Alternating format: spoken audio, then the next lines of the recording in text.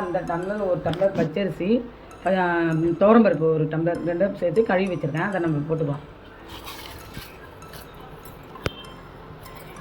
இது சிம்பிளாக இருக்கும், ஆனால் டேஸ்ட்டு நல்லாயிருக்கும். அது தெரியாதவங்க கூட ஈஸியாக அவசரத்துக்கு நம்ம இந்த மாதிரி செஞ்சுக்கலாம்பா. அப்புறம் ஒரு தக்காளி, சின்ன வெங்காயம் ஒரு 10 சின்ன வெங்காயம் கட் பண்ணி வச்சுருக்கேன், அதையும் போட்டுக்கலாம். இந்த காய் வந்து எல்லா காயுமே போடலாம். இப்போ என்கிட்ட இருக்கிற காய் மட்டும் போட்டிருக்கேன். கத்திரிக்காய், பீன்ஸு, முள்ளங்கி, குடமிளகா, கேரட் போட்டிருக்கேன். இதையும் போட்டுக்கலாம்.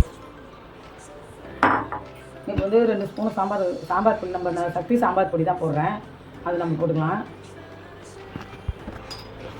நான் குட்டி ஸ்பூனில் தேவைக்கேற்ற உப்பு போட்டுக்கிறேன், நீங்களும் போட்டுக்கோங்க. அவ்வளோதான், மூடி வச்சிடலாம். இந்த டம்ளரில் தான் ரைஸும் பருப்பும் போட்டிருக்கேன். அதுக்கு இதில் 6 டம்ளர் ஊற்றணும். சாம்பார் சாதம் வந்து கெட்டியாகிடும், அதனால் நீங்கள் தண்ணி கொஞ்சம் 7 டம்ளர் கூட ஊற்றலாம், தாராளமாக இருக்கும். இப்போ நான் 7 டம்ளர் ஊற்றிக்கிறேன். மூடிடுவோம். ஒரு 10 நிமிஷம் சிம்மில் வச்சு ஆஃப் பண்ணிக்கலாம். இப்போ சாதம் நல்லா குழஞ்சிருச்சு. இப்போ கொஞ்சமாக ஒரு 2 ஸ்பூன் அதுக்கேற்ற மாதிரி நான் புளி ஊற்றுறேன். இப்போ நம்ம தாளிச்சிக்கலாம். இது நான் ஆல்ரெடி இந்த பொடி வந்து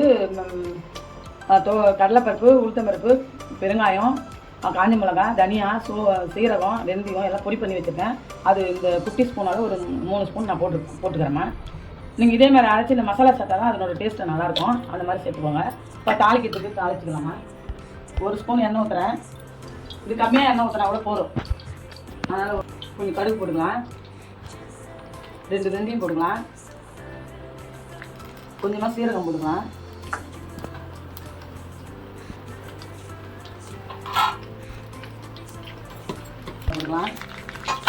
கொஞ்சம் பெருங்காயம்,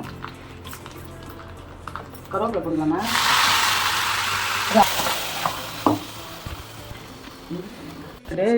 என்கிட்ட கம்மியாக இருக்கா, நான் கம்மியாக போடுறேன். நீங்கள் ஒரு 2 ஸ்பூன் பாருங்கள், எப்படி இருக்குன்னு சொல்லுங்கள், கமெண்ட் பண்ணுங்கள், லைக் பண்ணுங்கள்.